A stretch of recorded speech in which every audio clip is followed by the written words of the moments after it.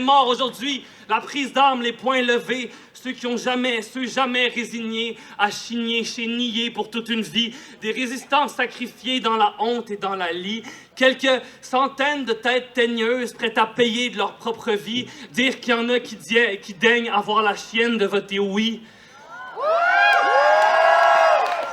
À défaut d'être son pays, on est le paillasson de la monarchie qui s'essuie les souliers sales de gasoil from another country.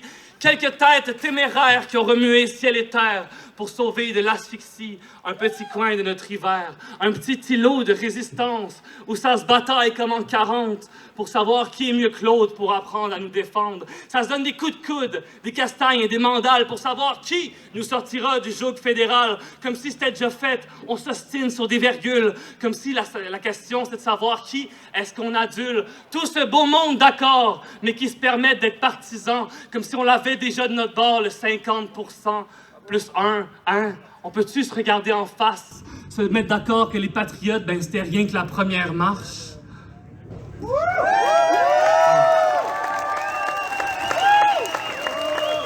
Moi, je pense que cette année, on peut se permettre de rester sobre face aux discours faits pour parer, voilés d'une belle robe, les 12 appels au statu quo, parce qu'on est bien dans notre confort, qui veut dire porter le drapeau d'un autre peuple, d'un autre bord. Je pense que cette année, on peut se permettre de rester sobre, qu'il y a plus de monde au Black Friday que pour se rappeler de la crise d'octobre, quand on vend sa langue au chat pour s'exposer sur les réseaux. Après tout, qui aime pas ça, a cat on a video? Je pense que cette année, on peut se permettre de rester sobre. Quand les démagogues font une carrière en surfant sur l'opprobre populaire, quand il y a plus de monde qui s'indigne quand une statue perd la tête que quand un peuple perd sa terre. Je pense qu'on peut se donner le go pour devenir prioritaire, mettre chez nous au lieu de mettre chez eux. Ouais, parce qu'il y en a une coupe dans les réserves pour que les réserves viennent à manquer, qu'on a entassé comme des boîtes de conserve sous couvert de l'égalité, une loi presque aussi vieille que le pays qui l'a inventée. Hey, ça a l'air que ça paye de nous avoir assimilés.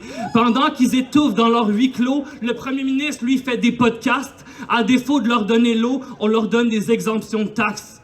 Pourtant, nous, on le sait, là, un pays pour tous, ça fait longtemps qu'on le demande, qu'on le crie, qu'on le scande, qu'on le grave d'encre dans les murs de nos maisons, mais sans même qu'il y en avait quelques têtes dures qui en avaient fait une déclaration. Nous déclarons solennellement qu'à compter de ce jour, le peuple du Bas-Canada est absous de toute allégeance à la Grande-Bretagne et que toute connexion politique entre cette puissance et le Bas-Canada cesse dès ce jour, que le Bas-Canada doit prendre la forme de gouvernement républicain et se déclare maintenant de faire république, que sous le gouvernement libre du Bas-Canada, tous les citoyens auront les mêmes droits. Oui. Ça date de 1837, 1838. Me semble qu'il y en a une couple que leur montre ne tourne pas vite. Cette journée, c'en est pas une de symboles et de phrases creuses. Un État libre et francophone, ça, c'est une voie prometteuse. Fait que vive les réjouissances, les pique-niques sur la garnotte, mais sans indépendance, ben moi, j'en vois pas de patriotes.